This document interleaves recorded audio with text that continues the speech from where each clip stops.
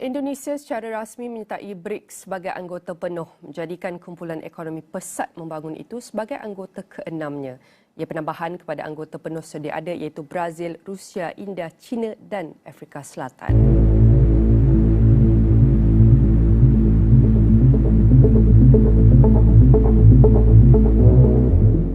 Indonesia akhirnya membuktikan diri sebagai salah satu kekuatan besar dunia.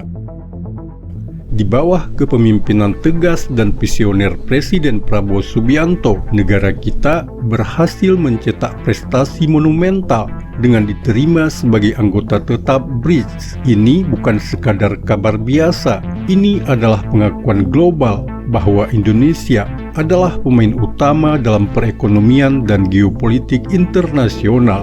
Sementara itu di sisi lainnya, negara tetangga Malaysia hanya mampu berada di lingkaran luar sebagai peserta tanpa hak suara. Sebuah perbedaan yang mencolok menunjukkan bagaimana Indonesia telah bergerak lebih maju di panggung dunia. Apa yang membuat Indonesia begitu spesial di mata BRICS dan apa reaksi negara tetangga kita?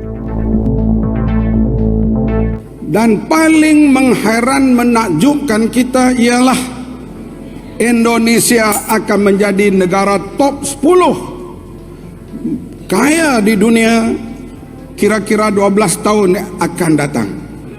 Apakah 15 tahun lagi kita pula akan menaik perahu dan tongkang untuk bekerja di Indonesia?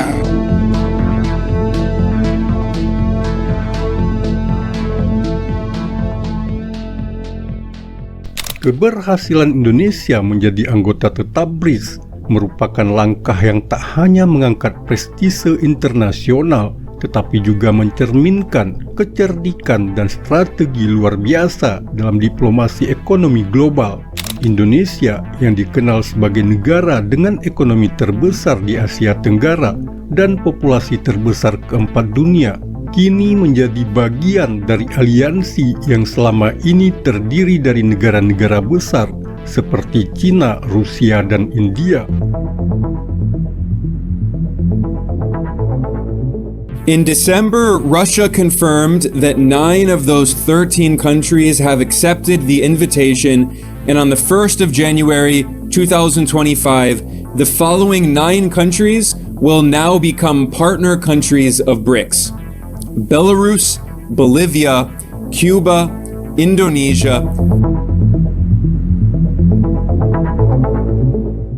Apa yang membuat Indonesia begitu spesial di mata BRICS? Pertama, potensi pasar Indonesia yang luar biasa besar. Dengan lebih dari 270 juta penduduk, Indonesia adalah salah satu pasar konsumsi terbesar di dunia. Hal ini menjadikan Indonesia sangat menarik bagi negara-negara BRICS yang ingin memperluas jangkauan pasar mereka.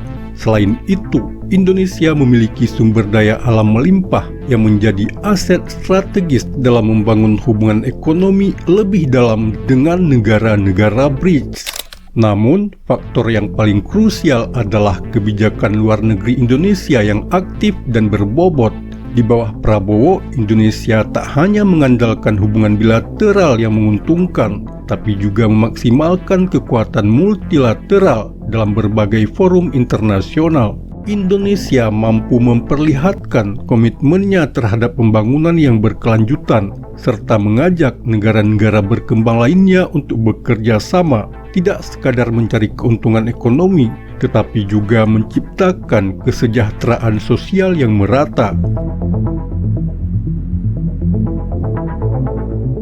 Lain cerita dengan Malaysia. Di saat Indonesia melangkah pasti dengan keanggotaan penuh di BRICS, Malaysia hanya terjebak dalam status peserta. Hal ini tentu memunculkan rasa penasaran, kenapa negara sebesar Malaysia dengan segala potensi yang dimilikinya tidak bisa masuk ke jajaran penuh. Banyak yang melihat Malaysia terlalu nyaman dengan hubungan politik dan ekonomi dengan negara-negara barat yang akhirnya membatasi ruang gerak mereka untuk membangun hubungan strategis dengan negara-negara berkembang besar seperti BRICS. Sementara itu, Indonesia memilih untuk memperluas horizon dan berani mengambil langkah besar dengan bergabung dengan aliansi yang lebih visioner. BRICS sendiri bukan hanya tentang ekonomi, tetapi juga tentang kekuatan geopolitik.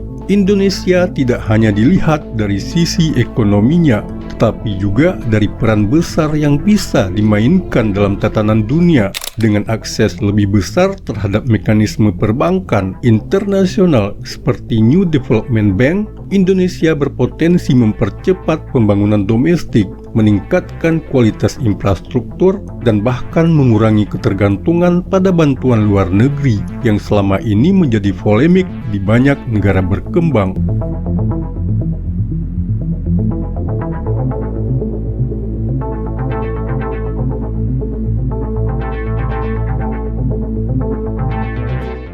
Dengan keberhasilan ini, Indonesia kini berdiri sejajar dengan negara-negara besar dunia dalam membentuk masa depan ekonomi global. Di bawah kepemimpinan Presiden Prabowo, langkah strategis ini tidak hanya mengangkat posisi Indonesia, tetapi juga memberikan peluang baru bagi pembangunan di dalam negeri. Lantas, bagaimana menurut Anda? Apakah Indonesia akan mampu memanfaatkan peluang ini secara maksimal untuk rakyatnya? Dan akankah langkah ini memengaruhi hubungan Indonesia dengan negara-negara tetangga? Berikan pendapat Anda di kolom komentar. Sampai jumpa di berita berikutnya.